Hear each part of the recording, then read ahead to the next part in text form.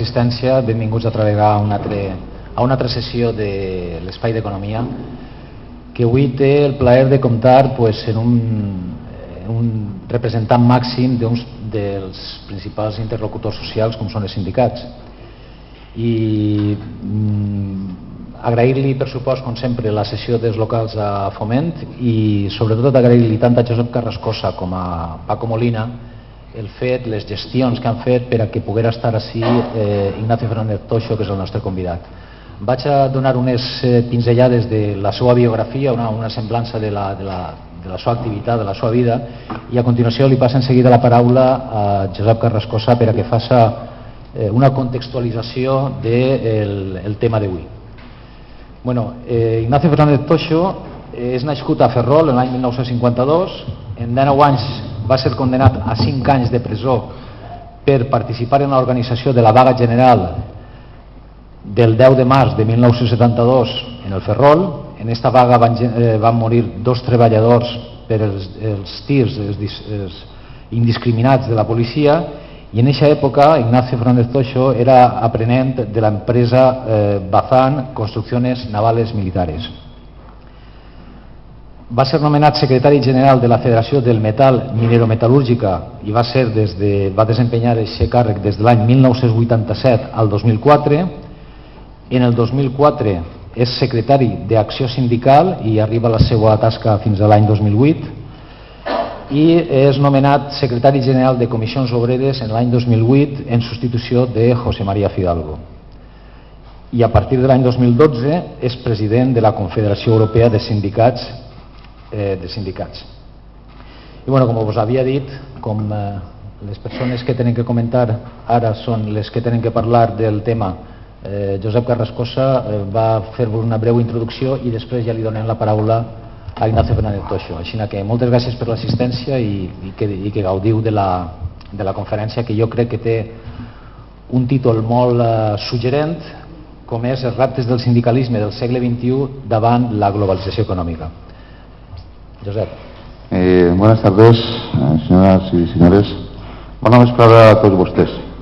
Es dirigiré unes breus paraules a mena de pròleg a la introducció d'Ignacio. Volem agrair en primer lloc a Foment d'Agricultura, Indústria i Comerç de Gandia la seva amabilitat per acollir aquesta conferència. Tanmateix agraïm a la Universitat Politècnica de València, Campus de Gandia, a FAES, al Cercle Euram, al Levante Mercantil Valenciano, a l'Institut Ignasi de Villalonga, etc. El poder estar avui així amb el secretari general de la Confederació Sindical de Comissions Obreres. Gràcies per estar així també als regidors i càrrecs públics i a les organitzacions socials i partits polítics. Especialment ho fem també als companys de la Unió General de Treballadors i a tots els afiliats i afiliades a les comissions obreres. Paco Molina, secretari general de la Confederació Sindical de Comissions Obreres del País Valencià, Manuela Pascual, la meva companyera, secretària de les comarques centrals, i un muntó de membres de la Comissió Executiva Confederal del País Valencià. Doncs bé, per a nosaltres és una nova oportunitat comptar avui amb Ignacio en aquest espai obert de debat, de reflexió i de proposta, que aleshores significa Foment a Gandia i a la Safor.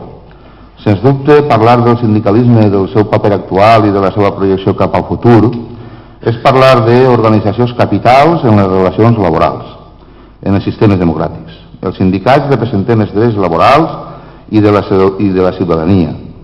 Som un sindicat de resposta, però també de proposta. Comissions Obreres desenvolupa i dimensiona tots els dies, a través de la seva acció sindical en les empreses i davant de les institucions, solidaritat i justícia social. Busquem sempre el diàleg i la concertació. Aquests espais d'interlocució són estratègics per a la defensa dels interessos dels treballadors i de les treballadores, sense oblidar que aportem un plus de benestar i d'estabilitat en les relacions laborals i en el marc econòmic d'un país. Per això diem sempre que el consens construeix més que el dissens.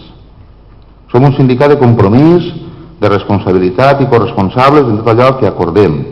Les centrals sindicals representem a la part social de l'economia, és a dir, als interessos dels treballadors i de les treballadores, per compte aliè.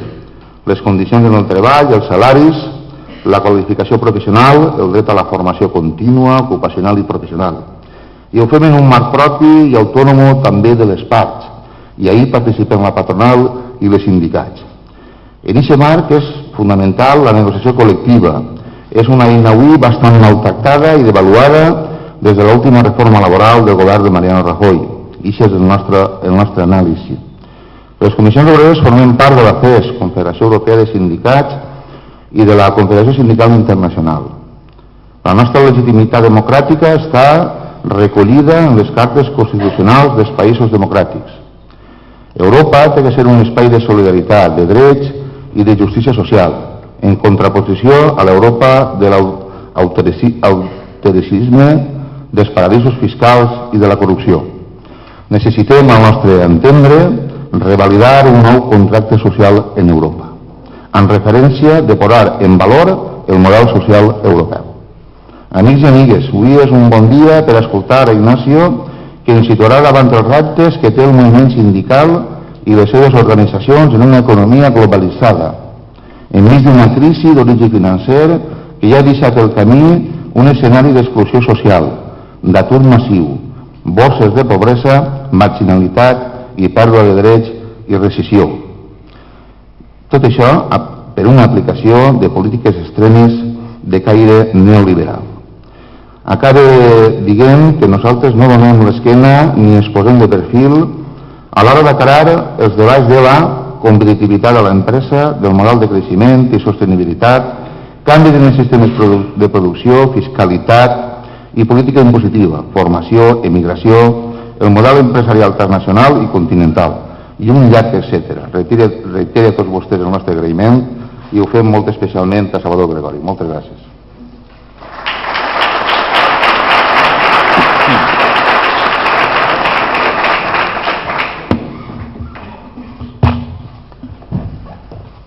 Bueno, pues buenas noches. Y en primer lugar, yo voy a hablar en castellano porque lamentablemente no me sé expresar en vuestra lengua materna, la de la mayoría de ustedes aquí. Sí, yo soy de los convencidos de que una de las riquezas de un país que es plural son las lenguas. Por lo tanto, para mí absolutamente ningún problema poner el oído, ir aprendiendo, y además como tenemos una lengua que nos permite comunicarnos en común, pues estupendo, ¿no? Me parece fenomenal. En fin, agradecer antes que nada la invitación. Es una oportunidad para, no sé si será de mucho interés lo que vaya a decir a continuación, pero por lo menos para oírnos, para escucharnos, porque creo que estamos atravesando un momento en el que una de las características de la situación, aparte de otras muchas, es que hay mucho ruido, se oye mucho pero se escucha poco. Y ahora que acaba de fallecer Adolfo Suárez y ha habido tanta apelación al consenso, el periodo de la transición se las trajo, no fue todo como parece que fue quedando en estos días. Pero sí, el consenso era una de las características que puso la impronta a aquella etapa y permitió al país progresar de forma rápida y en una dirección consistente, ¿no? Y en estos momentos, desgraciadamente, esto está bastante ausente. Entonces, las voces que hablan de consenso, y la nuestra pretende ser una de ellas, sabiendo que tenemos una posición de defensa de intereses de parte, pues se escuchan menos en el ruido que existe en general en nuestro país. Vamos a ver si consigo a continuación decir alguna cosa que al menos motive la reflexión. Hace un rato comentábamos ahí en una salita que es importante escuchar por los dos oídos. Nadie tiene ni la verdad revelada ni la razón absoluta en sus argumentos para tratar de imponerlos de forma sin que se modifiquen al resto. Seguro que hay argumentos apreciables en las opiniones de todo el mundo, y la virtud del país es intentar aprovechar las opiniones diversas para configurar acción en común, ¿no? En fin, los retos del sindicalismo del siglo XXI ante la globalización económica, casi nada. Iré haciendo algunas afirmaciones sin desarrollar demasiado. Pretendo, a lo largo de esta exposición, hablar de alguna cuestión que me parece estratégica y situarla después en correspondencia con el momento que estamos viviendo. Nosotros queremos huir, y hablo en plural y no es el plural majestático, me refiero a las comisiones obreras, de diseccionar el cadáver nada más, como hacen los forenses, y ver qué le ha pasado para que se muriera, y pasar a la parte propositiva, desde la acción también, pero desde la propuesta. Y a esto dedicaré una parte, o intentaré hacerlo, una parte importante de esta intervención. Primera afirmación. La globalización ha venido para quedarse. Es irreversible. Es un fenómeno de este siglo. Probablemente en el siguiente haya otros. Nosotros ya no estaremos aquí.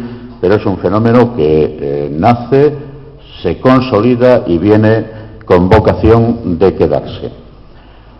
Salimos de un mundo polarizado, un mundo de bloques, con todas sus imperfecciones, con contrapoderes más o menos identificados, tanto en el concierto de las naciones como a escala nacional en cada uno de los viejos Estado-nación.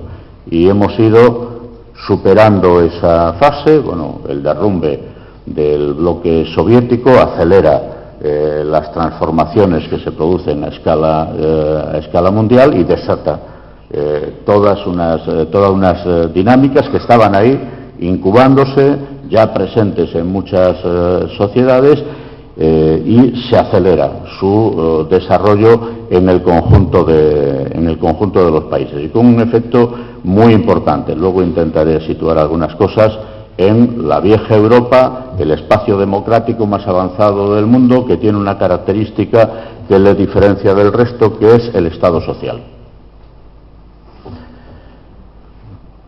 La globalización ha venido, pero ha venido sin reglas. Libertad absoluta para el movimiento de mercancías y capitales, o casi, más de capitales que de mercancías, y muchísimas dificultades para el movimiento de cualquier otro elemento, de cualquier otro factor. Sin reglas, sin gobierno económico y sin cohesión social. Y una gran dispersión a escala mundial que configura sociedades muy distintas según hablemos de unas áreas geográficas y económicas de otras. Las grandes tendencias están ahí presentes todas. Capitalismo de Estado sin libertades en una parte muy importante del mundo, además con una presencia económica cada vez más potente. Obviamente saben que me refiero a China. Estado social-democracia en Europa, democracia al otro lado del Atlántico, pero menos Estado social. Es decir, las formas en las que compiten las economías, entendidas las economías globalmente, países, zonas geográficas, y las empresas son distintas, desiguales, y por lo tanto eso genera tensiones muy importantes. Además, en el mundo, de golpe se incorporan 800 millones de trabajadores a la economía de mercado. Esto en el siglo pasado, a finales del siglo pasado. Eso subvierte todo el orden establecido y sitúa ante las sociedades, pero también delante de los sindicatos, desafíos que antes no tenían. He de decir también otra afirmación, seguramente no todo el mundo la compartirá. El capitalismo se ha internacionalizado y el movimiento obrero se ha refugiado en el espacio nacional. Los que nacieron como internacionalistas pasaron a una deriva nacional, y quien tenía el Estado-nación como referencia se ha internacionalizado con la globalización y mucho más desde las facilidades que incorporan los cambios tecnológicos y particularmente Internet. Hoy los movimientos de capitales son fundamentalmente virtuales, no se mueven ni mercancías, ni tan siquiera papel moneda. Ahora se dan impulsos electrónicos, son bytes los que circulan por las redes y configura una suerte de capitalismo o de organización de la sociedad, si lo quieren de otra manera, radicalmente distinta a la que conocimos en el siglo pasado, que es en la que aprendimos a convivir, ¿no? El sindicato, por lo tanto, tiene que evolucionar. Tiene que evolucionar no para acomodarse, sino para tratar de convertirse en un factor de transformación de la sociedad, pero sabiendo que opera en una sociedad radicalmente distinta en su organización, en su configuración y en su evolución a aquella que le vio nacer a principios del siglo pasado y en la que se ha desarrollado a lo largo de todo el siglo XX. Nosotros conservamos todavía unas cuantas inercias de las que tendremos que irnos desprendiendo seguramente. Economía global, desafíos globales. Hemos dado un paso, todavía no es suficiente, se ha configurado, superando la vieja división de la Guerra Fría, una sola central sindical internacional, al menos con presencia de cierta potencia, que es la Confederación Sindical Internacional. Dentro de unos días, en Berlín, creo que empieza el 18 de mayo, vamos a tener el tercer congreso de esta organización. El reto, organizar a los trabajadores a escala planetaria y trabajar, en principio, con la base de partida de las normas y recomendaciones de la OIT por la globalización de un cuadro de derechos mínimos que opere a escala global. Y una acción un poco más consistente, más organizada en el ámbito de las compañías globales, las empresas multinacionales que tienen presencia no solo en varios países, sino muchas veces en varios continentes. Probablemente lo de Coca-Cola se hubiera resuelto de otra manera si tuviéramos capacidad de organizar a los trabajadores de Coca-Cola no solo de España, sino también en Atlanta y en Inglaterra y en otros lugares. Ese es uno de los retos, uno de los desafíos. Pero los comités mundiales de trabajadores van tomando cada vez más presencia y se van configurando como un instrumento de cierta potencia para intervenir en el marco de las multinacionales. Se ha empezado por un concepto que para mucha gente resulta un tanto vago, pero que para mí es muy importante: los elementos de responsabilidad social empresarial o corporativa, como le definen otros, que está permitiendo configurar cuadros de derechos similares, equiparables, atendiendo evidentemente a la legislación del país donde operan las empresas, al de la matriz en la multinacional. Pues, por ejemplo, en España lo estamos haciendo a través de las empresas multinacionales españolas que tienen instalaciones industriales o de otro tipo financieras en América Latina y en otros lugares. Por ejemplo, alrededor de Inditex hemos desarrollado una potente red de responsabilidad social empresarial que pretende estar presente en los países donde se va expandiendo el grupo. Lo mismo con Repsol o con otras empresas. Dando respuestas para esto que necesitamos también, no exportar el modelo sindical europeo, pero sí ayudar a los trabajadores y trabajadoras de estos países a organizarse en sindicatos y configurar un contrapoder sindical también en estos lugares donde operan las empresas multinacionales, no solo las españolas, obviamente, que además son minoritarias en presencia en el concierto internacional, ¿no? Pero bueno, esto es un desafío, es un reto, estamos lejos de cubrirlo de manera eficaz todavía. Ahora, en Europa. Europa es una referencia obligada. Lo diré de antemano. Para Comisiones Obreras el futuro no está fuera de Europa. Comisiones Obreras no contempla la hipótesis ni del abandono del euro, ni mucho menos el de la salida de nuestro país de Europa. Por el contrario, la apuesta que estamos haciendo con otros sindicatos en el ámbito europeo y poco a poco permeabilizando al conjunto de las organizaciones sindicales europeas desde la Confederación Europea de Sindicatos es la apuesta por más Europa, pero una Europa distinta. Luego, si no me voy extendiendo demasiado en el tiempo, daré unas cuantas claves, o intentaré dar unas cuantas claves de qué entendemos por más Europa en este momento. Las políticas nacionales son complementarias, por lo tanto, de las políticas europeas para ser eficaces. Europa ahora se caracteriza por la situación derivada de 6 años de crisis económica que con más o menos intensidad ha afectado a todo el continente, o por decirlo de otra manera, al espacio común de la Unión Europea. A Europa la crisis le pilla con las defensas bajas, al menos esta es mi opinión. A raíz del fracaso de lo que se asemejaba a un proceso constituyente, 2005 me parece que fue el referéndum en Francia, se produce un repliegue nacionalista. Cuando menciono lo de nacionalista no estoy hablando de España, de la acepción española de nacionalismo. Hay un reflujo en la construcción europea y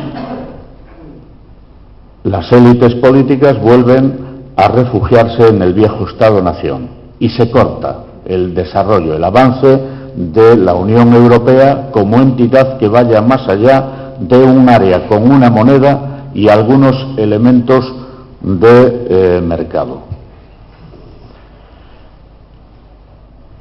No voy a hablar de los orígenes de la crisis porque son sobradamente conocidas, pero Europa en estos momentos, en mi opinión, presenta 2 problemas básicos.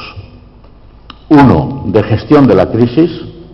No compartimos la forma en que la Comisión, el Consejo, la Troika y a través de ellos los gobiernos nacionales han enfocado desde el año 2010 la gestión de la crisis económica. Por lo que está provocando, Europa, a diferencia de otras áreas económicas del mundo que también se padecieron en el primer momento los efectos de la crisis financiera en forma de crisis económica, ha tenido una doble recesión. Esto no ha sucedido en ningún otro espacio económico del mundo. Y en nuestra opinión, seguramente si le preguntan al señor Barroso le dirá que no, esto tiene que ver con la forma en que se ha gestionado la crisis en Europa. Luego hablaré un poco de esto. Y el segundo problema es de arquitectura. Una arquitectura, la europea, inadecuada. Una moneda sin gobierno económico, solo un banco central que tiene como mandato desde el tratado controlar la inflación, que es la gran obsesión alemana, pero que no opera, solo de forma muy tímida, cuando ya la crisis había hecho múltiples estragos, jugó un papel parecido de lejos al de la Reserva Federal de Estados Unidos. Sin banco central, sin gobierno económico, sin cohesión política, sin cohesión social. Por no tiene ni presupuesto que pueda ser llamado de tal, 0,9% del PIB europeo, ese es todo el presupuesto de la Unión Europea, y no hay dieta fiscal común ni mínima.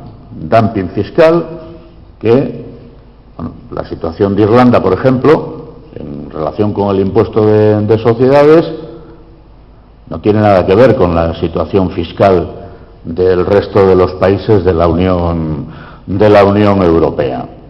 En fin, todo menos algo que se parezca a una entidad política y económica que quiere operar de forma unitaria en el mundo de la economía global.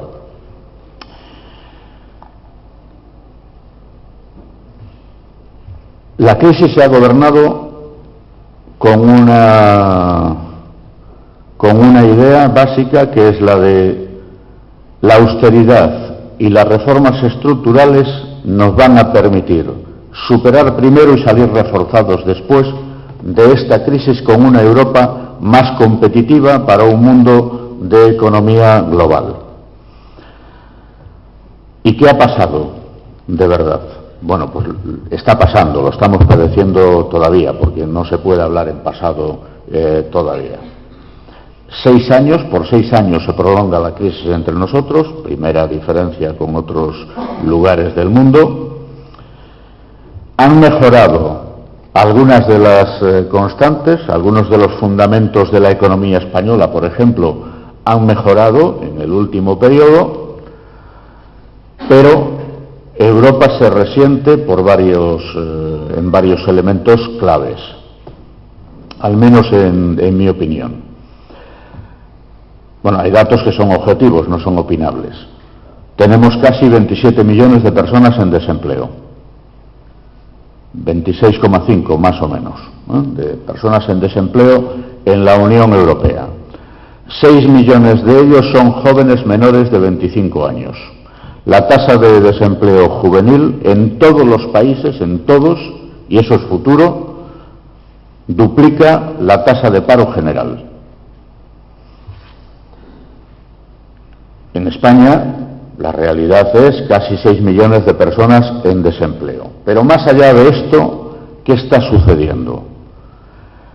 Ha caído la actividad económica, pero la distribución de la riqueza se desequilibra cada vez más.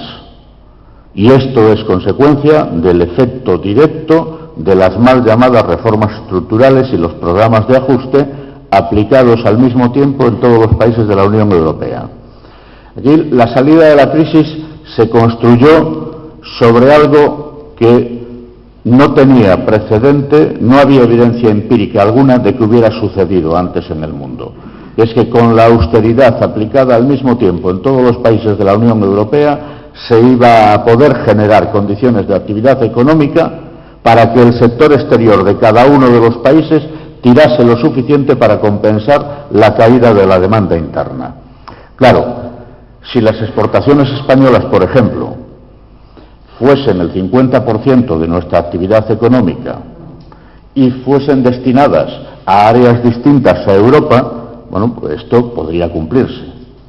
Pero cuando esto no es así, nuestro sector exterior representaba el 26% de nuestra economía, el 80% eran intercambios comerciales en el ámbito, en el espacio europeo, y solo el 20% fuera de Europa, no hay sector exterior que tire para compensar la caída de la demanda interna.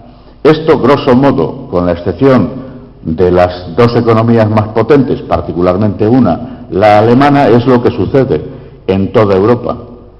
En Grecia, en Portugal, en Italia, en fin, en la inmensa mayoría de los países de la Unión Europea. Por lo tanto, se retrasa la salida de la crisis y en un momento determinado, cuando además ya daban por superado, como se está haciendo ahora, por otra parte, la situación más dura, volvemos a recaer. Y en España hay un elemento que es el determinante para que se produzca la recaída. La recaída no se da en todos los países, globalmente en la Unión sí, y en unos países con más intensidad que otra.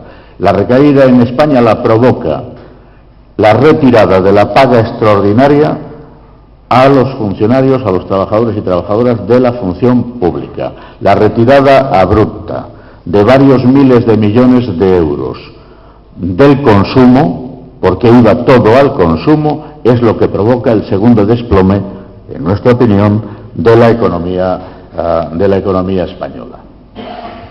La crisis tiene en nuestro país, en Europa, en unos lugares de forma más acentuada que en otros, varios subproductos.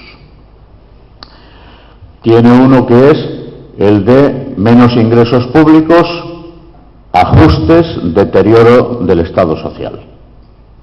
La sanidad, la educación, la atención a las personas dependientes, los servicios públicos, los servicios sociales, el empleo y la calidad del mismo. Tiene otro que es de quiebra política, de crisis institucional, de desconfianza creciente de la ciudadanía sobre el conjunto institucional. Y los sindicatos no somos ajenos a ese deterioro de confianza. En España, desde la monarquía a las ONGs, pasando por las organizaciones sindicales y los partidos políticos. El efecto demoledor de 6 años de crisis económica, pues es normal que se produzca. Pero claro, mantenerlo en el tiempo puede llevar a que determinados procesos resulten irreversibles. Por eso es urgente cambiar el rumbo, en mi opinión, de las políticas para cambiar la percepción y el estado de ánimo de la ciudadanía. Europa necesita gestionar la crisis en su fase actual de otra manera. Hay otra forma de gestionarlo, o al menos nosotros así lo pensamos. Entre otras cosas porque yo no me creo esto del pensamiento único, de que solo haya una manera de gestionar los asuntos públicos. La gestión actual tiene que ver bastante con la ideología y con un proyecto, que es un proyecto de cambio del modelo de organización social europeo.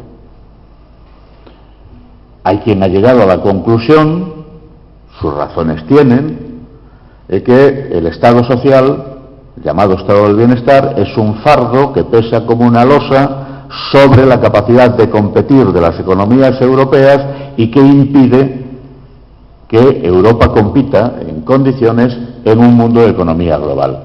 Y por lo tanto hay que desandamiar el estado de bienestar.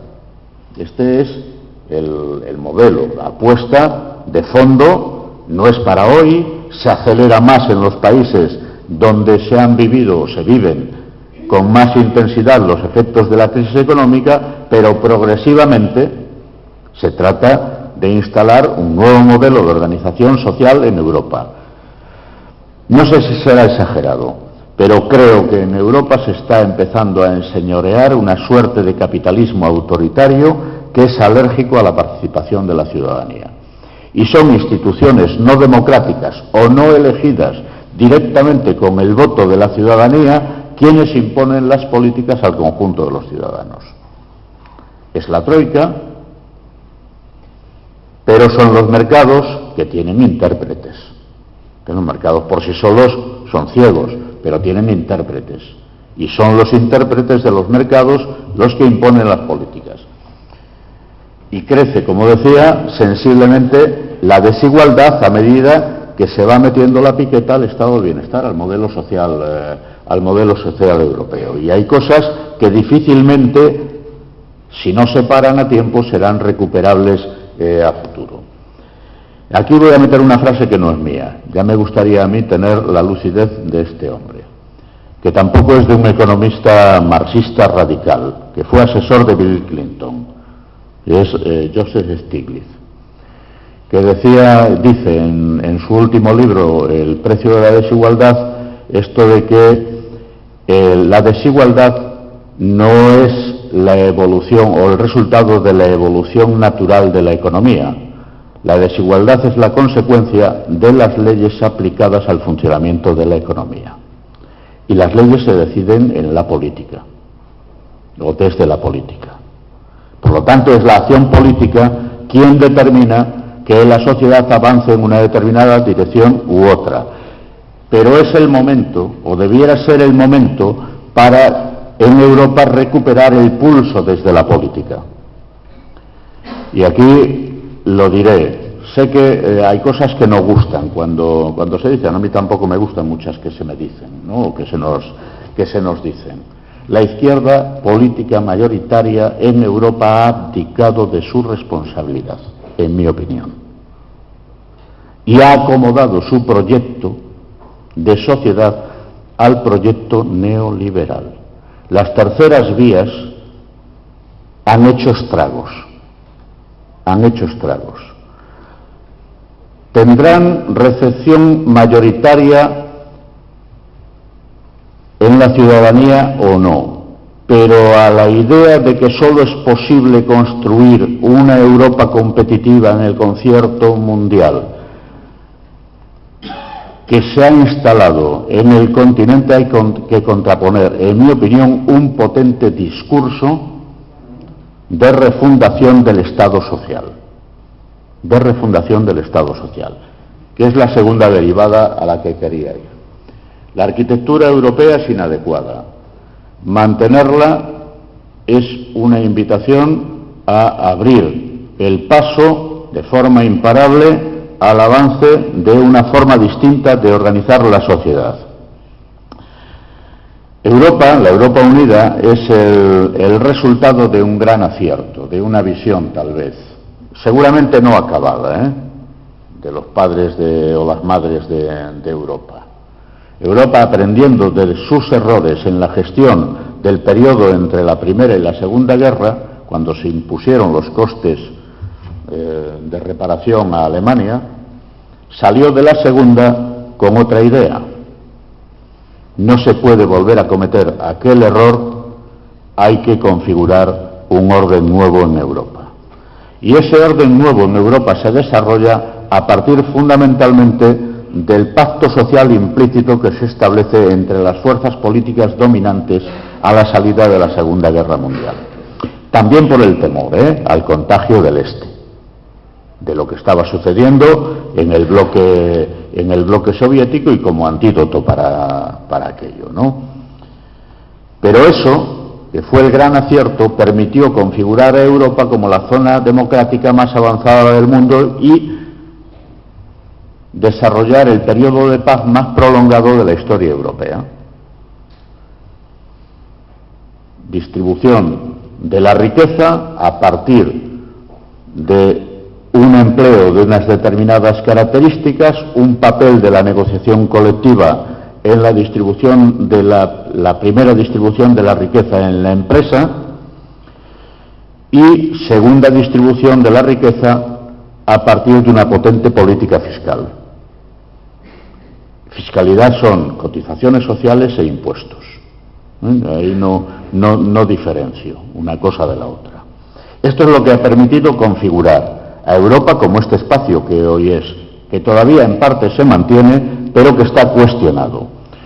Y la pregunta a la que debe responder la sociedad europea, si le preguntasen, debería ser la de si el Estado social, como paradigma europeo, es sostenible o no en un mundo de economía global.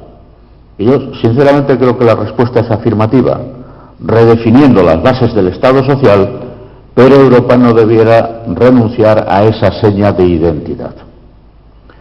Y, por el contrario, lo que debiera hacer Europa es intentar, sé que esto es difícil, complicado, expandir su modelo, exportar su modelo fuera de las fronteras europeas. Porque, como decía, la globalización ha venido para quedarse. Pero, por ejemplo, ahora que se negocia un tratado de libre comercio con Estados Unidos, la clave para ese tratado no es desmontar el acervo comunitario.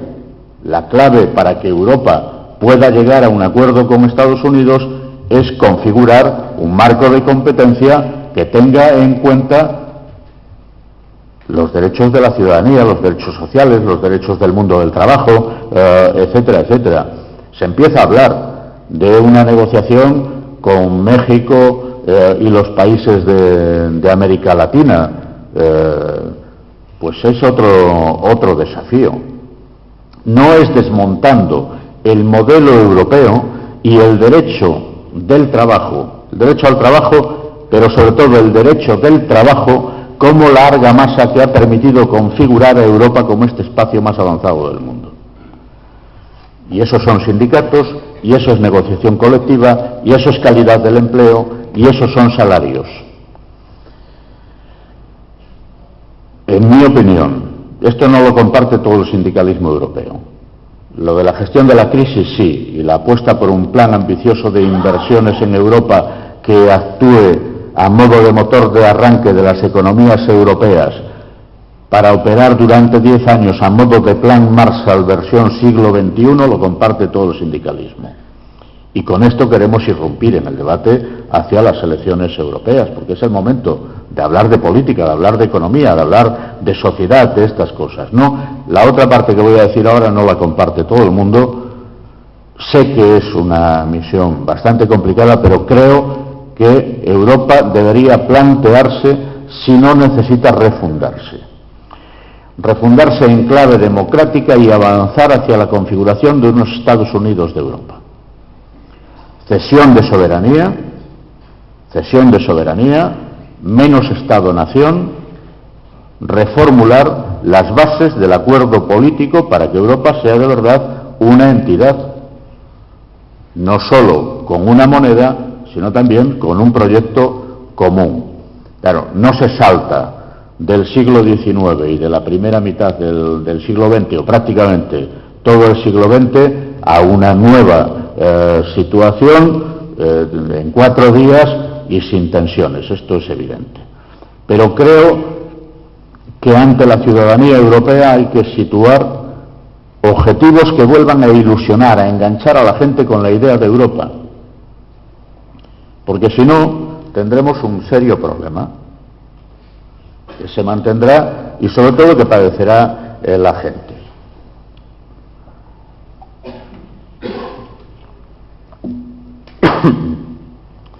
Bueno, voy a otra parte porque se está alargando demasiado esta otra. En la crisis están creciendo las desigualdades. Y una de las causas del crecimiento de las desigualdades es una pérdida de presencia del Estado en la economía. Cuando hablo de presencia del Estado en la economía, no hablo de fabricar acero, Hablo de presencia a través de los impuestos en la configuración del Estado social. Entre otras cuestiones, porque así como de otras crisis en España salimos con el empleo de la construcción no se espera para superar la crisis de empleo española en esta salida de la crisis. Y el empleo tendrá que venir mayoritariamente desde una potente política fiscal del desarrollo de los servicios sociales y los servicios públicos. Si no, tardaremos 15 años o no menos en alcanzar los mismos niveles de empleo que teníamos en el año 2007. Crece la desigualdad también por las políticas de devaluación competitiva y por el efecto composición del empleo.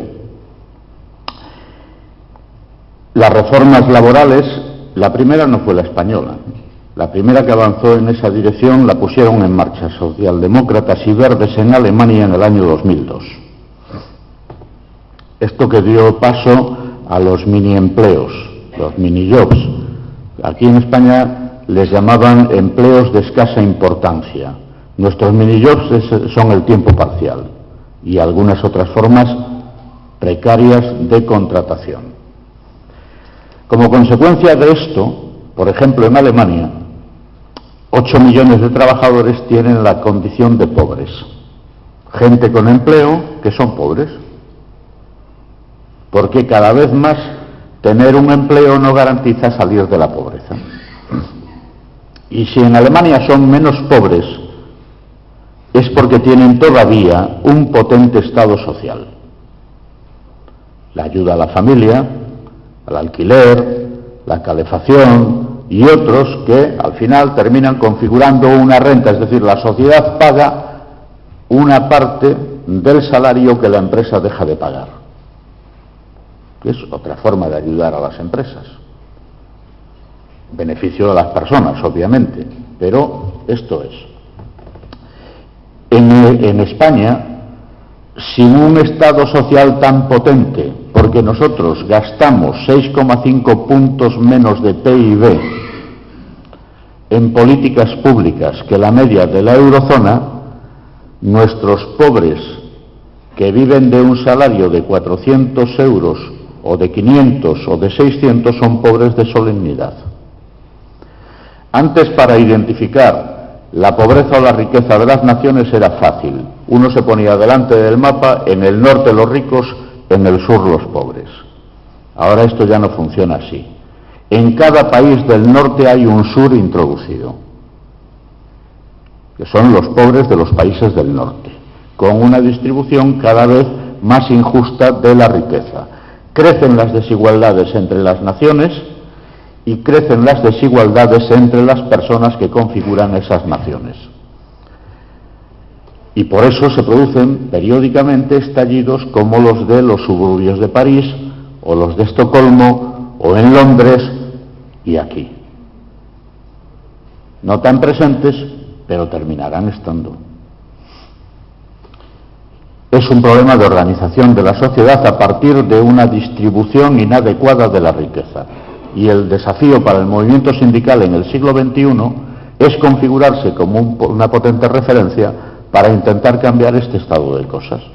Y yo sé que los sindicatos en estos momentos no pasan por su mejor momento, porque también erosionados, como decía antes, por el efecto demoledor de 6 años de crisis económica y 6 millones de personas en paro, que tiran para abajo de las condiciones del conjunto.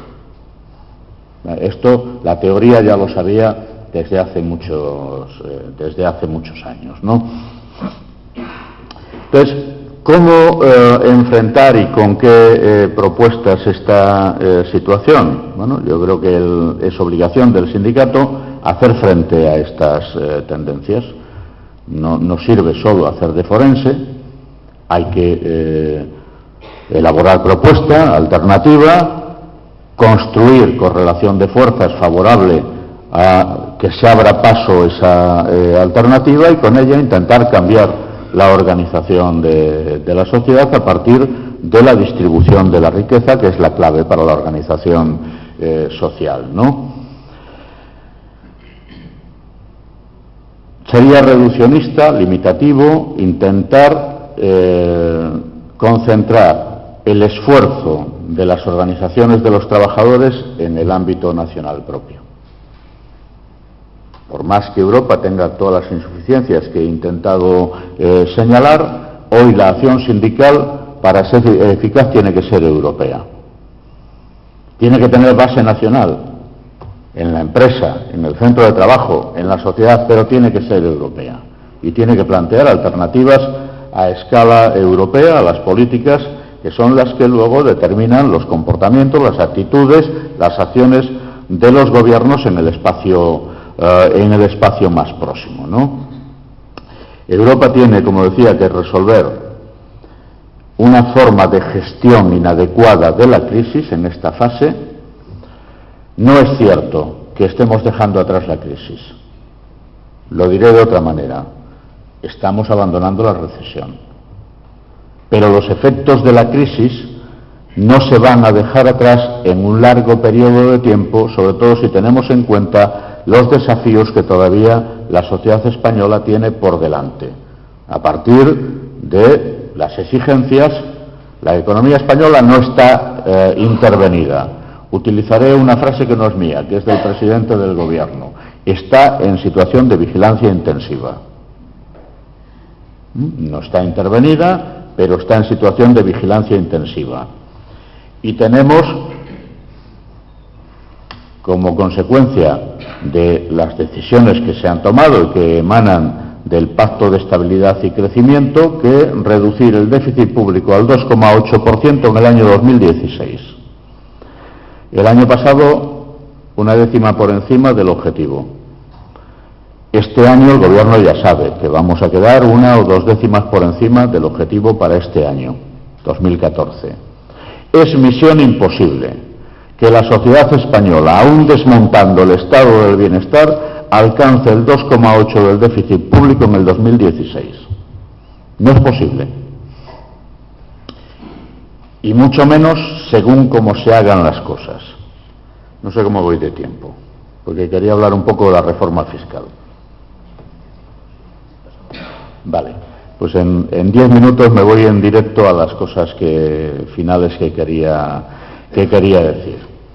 Tenemos ese desafío por un lado, es decir, una exigencia comunitaria que es reducir el déficit público al 2,8, reducir el desempleo de 6 millones de personas, al menos a llevarlo a una tasa manejable. España nunca ha bajado del 8% la tasa de desempleo. Tenemos necesidad de sostener la sanidad, la educación, impulsar la atención a las personas dependientes, etcétera, etcétera, etcétera, y en un contexto que debiera ser de recuperación de la economía. No estamos saliendo de la crisis, estamos dejando atrás la recesión, corremos un riesgo, otros países de la Unión Europea también como nosotros, de entrar en un periodo prolongado de estancamiento.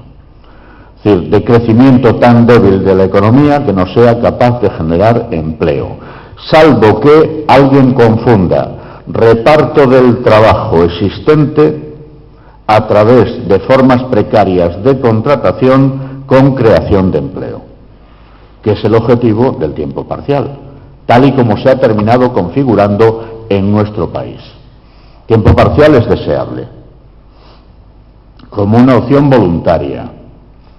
Gente que quiere compaginar unas cosas y otras. En España es forzosa.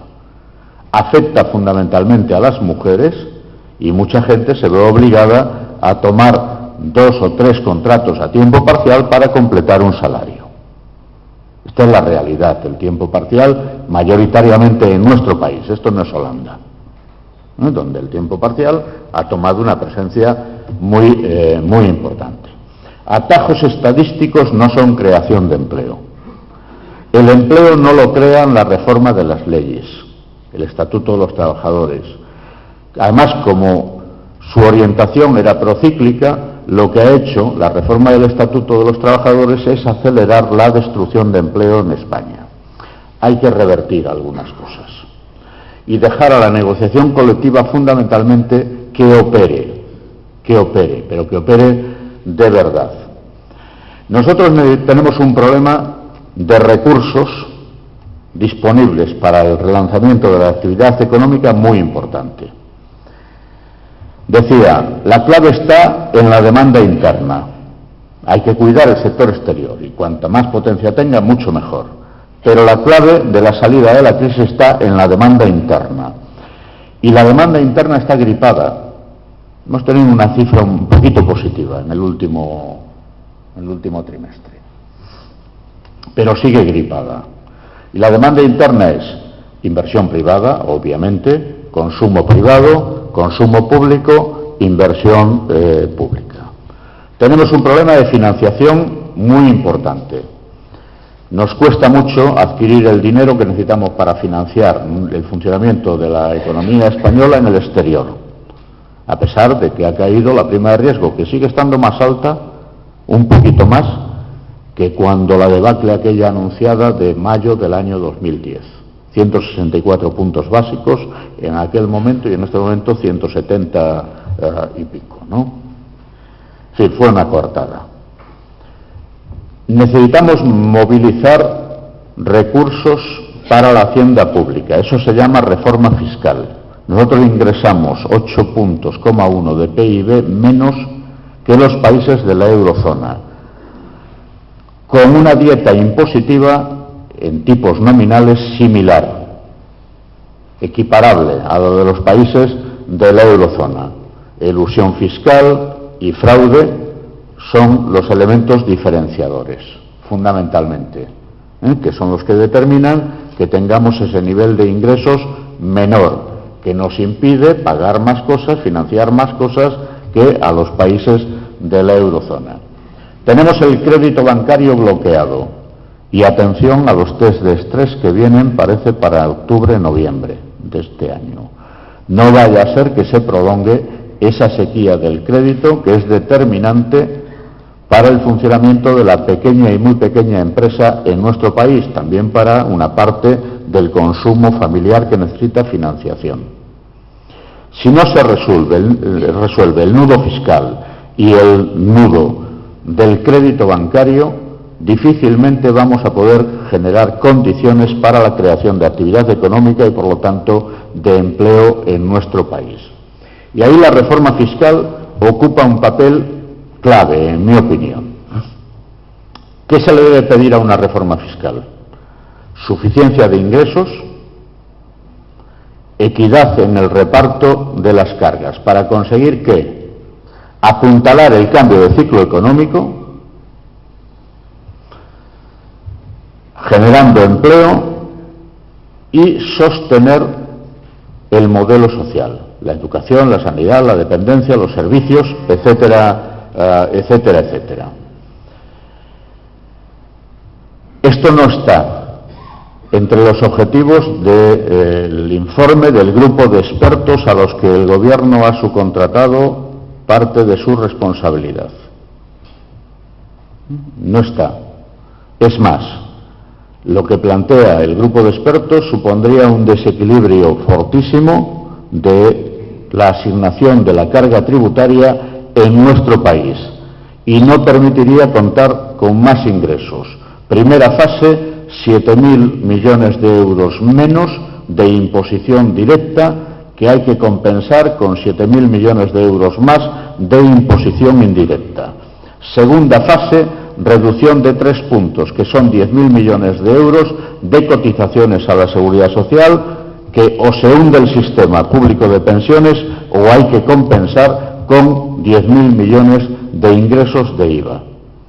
Y esto para que progresivamente las pensiones públicas en España vayan perdiendo calidad, porque todo el mundo sabe, y el Gobierno el primero, que de aquí al 2030 el sistema público de pensiones en España necesita 4 puntos de PIB adicionales para mantener solo la calidad actual de las pensiones españolas. No para que mejoren, para mantener la calidad actual de las pensiones. Otra política, otra reforma fiscal es necesaria, es imprescindible. Reequilibrar rentas del trabajo, rentas del capital, impuestos de sociedades que tiene más potencia recaudatoria. No sería conveniente modificar los tipos nominales en este momento, hay que aproximar los reales a los nominales, priorizando la atención a las pymes, que son, paradójicamente, las que están sometidas a un tipo nominal más bajo, pero las que pagan proporcionalmente más impuestos de sociedades. Esto está sucediendo en nuestro país en este momento. El desplome de la recaudación de sociedades no se corresponde entre el año 2007 y el año 2013 con el desplome de la actividad económica. Ha ido mucho más lejos y tiene que ver con formas de amortización, con bonificaciones, con exenciones, con toda una serie de cuestiones que habría que limitar considerablemente. Reducir la presión fiscal indirecta, llevando al superreducido lo que son elementos de la dieta básica de las familias, dieta energética de consumo familiar, por ejemplo, y alimentos, que conforman la dieta básica de las familias, que se han visto empobrecidas como consecuencia de lo que antes comentaba, e incrementar la recaudación por la imposición directa, equilibrando rentas del trabajo y rentas del capital. No es normal que los ingresos que uno percibe derivados de su trabajo tributen a un tipo y los que proceden de las rentas del capital duren 10 puntos menos o más, como sucede en estos momentos en nuestro país. En fin, empleo y salarios. Y ahí va una oferta que hacemos con la mano tendida a las organizaciones empresariales. Hay que apuntalar el cambio de ciclo económico, y termino con esto. Si queremos dinamizar la demanda interna, los salarios tienen que tomar un mayor protagonismo en el funcionamiento de la economía española. Y tienen que hacerlo por la vía del crecimiento del empleo, para eso es capital la reforma fiscal y el flujo de crédito bancario a la economía. Tienen que hacerlo por la mejora también de los salarios nominales de los trabajadores. De forma moderada, pero sostenida en el tiempo, para ganar capacidad de compra de la gente, que ha visto muy erosionada su capacidad de compra como consecuencia del doble proceso de reducción salarial en las empresas y de elevación de los impuestos, las tasas, los pagos, los repagos, los copagos, etcétera, etcétera, por la acción de los gobiernos. Por lo tanto, una política de salarios y precios distinta para el próximo periodo, yo no soy partidario de indicar una cifra de crecimiento de los salarios para el próximo periodo, sino dar herramientas para que los negociadores de los convenios colectivos operen con ellas en función de la situación de cada uno de los sectores y las empresas, porque necesitamos seguir ganando competitividad. Un periodo de tiempo, 3 años, de acuerdo que permita consolidar de verdad un cambio de ciclo económico donde las rentas del trabajo tomen un mayor protagonismo. Las rentas del trabajo, y ahora sí acabo definitivamente, han perdido, me lo recordaba Alfonso, perdón, en la entrevista que me hacía hace un momento. Han perdido 8 puntos desde el año 2007 hasta el año 2012 con respecto a las rentas, al excedente empresarial y los impuestos. Lo que parecía una excepción se ha confirmado. En el reparto de la riqueza, en la tarta de la renta nacional, las rentas del trabajo han pasado del 52-53% al 40 y tantos por ciento, 48-47%. Y el excedente empresarial ha incrementado en la misma proporción junto con los impuestos y las rentas mixtas. ¿Esto qué está configurando? Pues una sociedad cada vez más desigual, con un reparto mucho más injusto de la riqueza. Este es de verdad el desafío para una organización sindical. Muchas gracias.